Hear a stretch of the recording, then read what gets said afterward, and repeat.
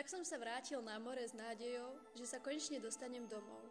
Urobili sme zástavku na Aioluse, kde náš strážca vetrov veľmi dobre privítal i pozdržal na ceste nazad.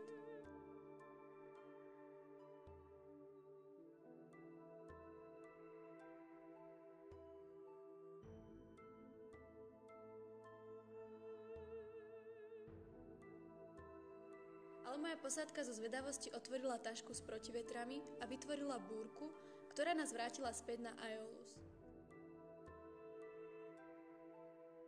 A tento raz nám už strážca vetrov nechcel pomôcť.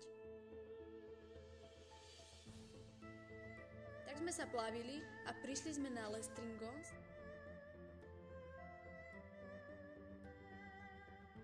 kde ľudožrút rozprášil 11 z mojich lodí, okrem tej mojej.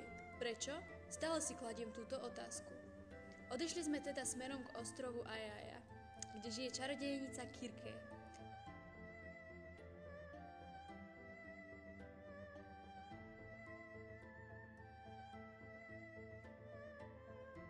Vyslal som prieskumnú misiu Eurylochusa a časť mojich spoločníkov.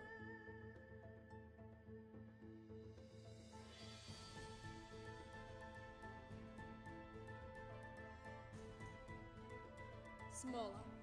Kirke ich prinútila vypiť čarovný nápoj, ktorý ich premenil na prasatá. Áno, dobre ste počuli, na prasatá.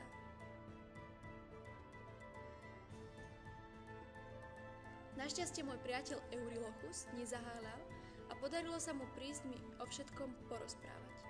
Ostalo mi iba jedno riešenie, zavolať môjho ochrancu Hermésa.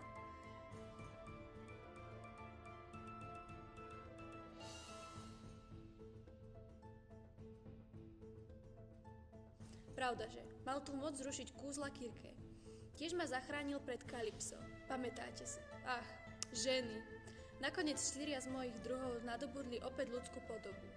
Bol tu však problém, pretože Kirke sa zaľúbila do mňa a požadovala, aby sme u nej strávili celý rok.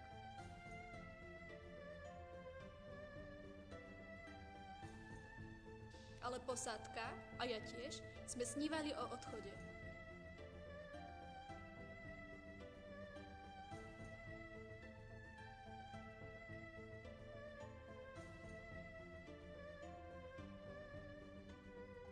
V deň odchodu ma Kirke informovala, že musíme ísť najskôr k pekelným ústam a poradiť sa s veštcom Tiresiasom. Ale potreboval som spôsob, ako vyvolať mŕtvych. Dala mi ho, tá diablica. Ó, áno. Bol som dokonca úžasnutý.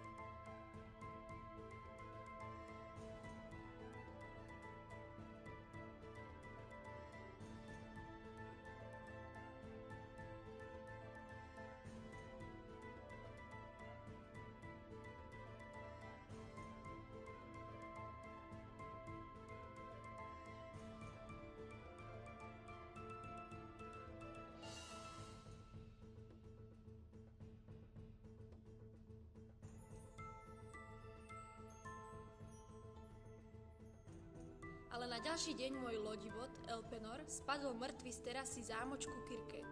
Čudné, nie? Koľko veľa druhov som stratil mojou vinou.